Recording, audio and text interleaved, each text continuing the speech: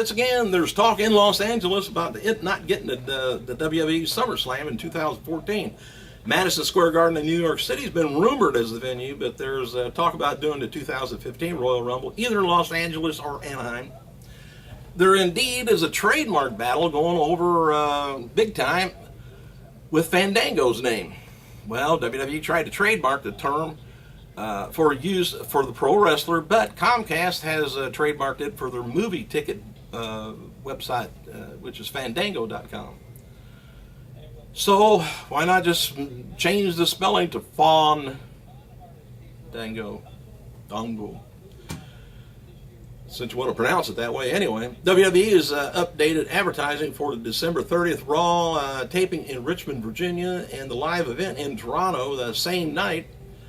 Cena, Del Rio, Orton, Show, Ziggler all now being advertised for the Toronto event. Christian, by the way, has been added to Orton versus Cena as a special guest referee that night. And then the Raw taping is going to, well, for that night, is advertising Wyatt family, Shield, Henry, and Daniel Bryan. The official Instagram of WWE published a photo of Mark Henry attempting, of all things, to bench press 765 pounds with the help from Sheamus. And I tell you what, you need a big-time spotter if you're going to try something like that, or 2 or 3 people to get that sucker off of you if you don't do it.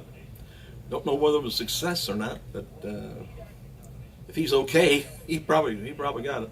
Anyway, regarding Sting's future with TNA, he's being advertised to face Ethan Carter III on January 16th.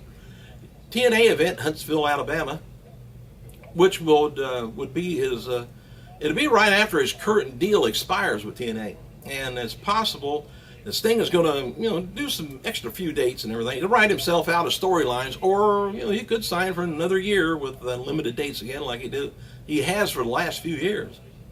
The impression within TNA that Sting will be sticking around just because they booked some.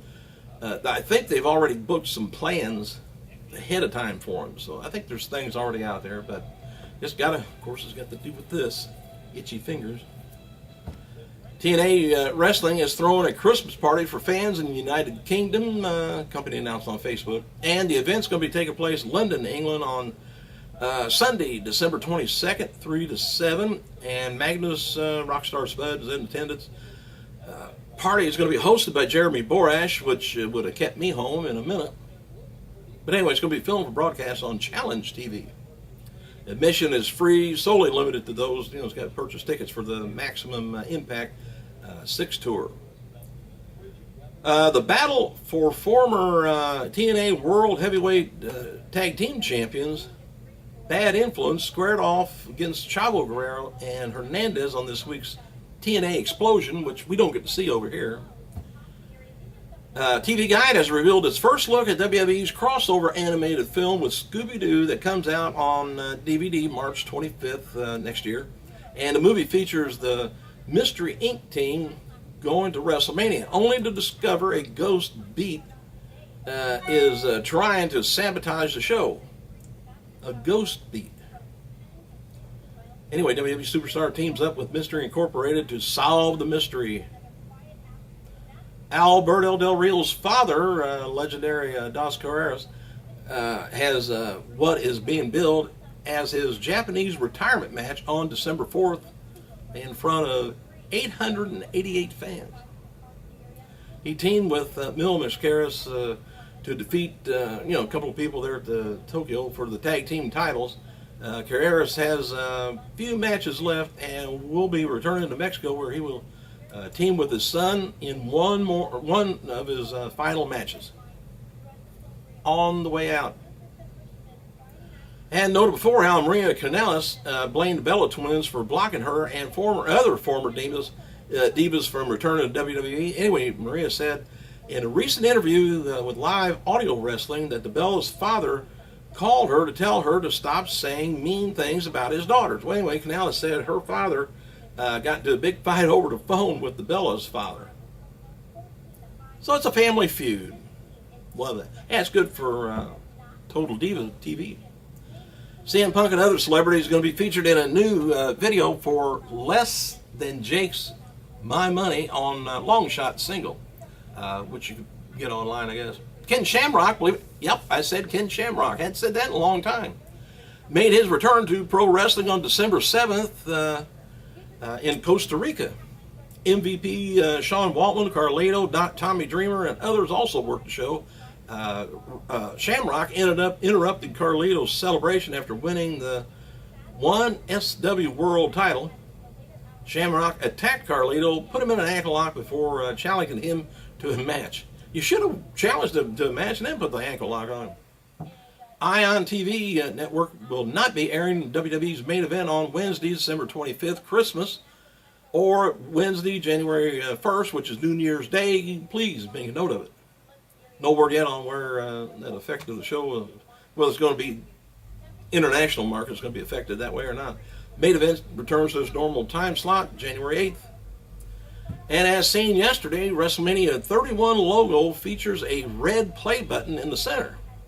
Vince McMahon noted at the press conference yesterday that the button on the logo was to highlight Silicon Valley's tech prowess.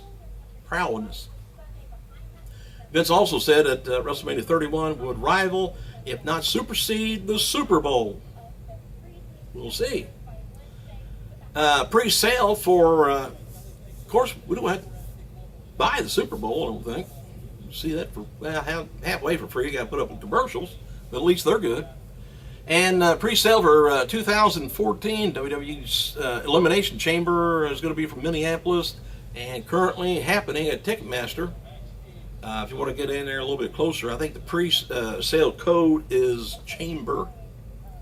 And as noted yesterday, WWE is releasing a new DVD on the Ultimate Warrior, likely around April next year.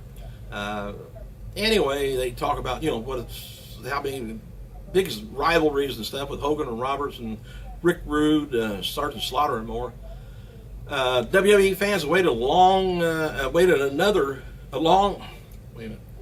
WWE fans have long waited another Warrior DVD since the controversial one that came out, The Self-Destruction of the Ultimate Warrior in 2005.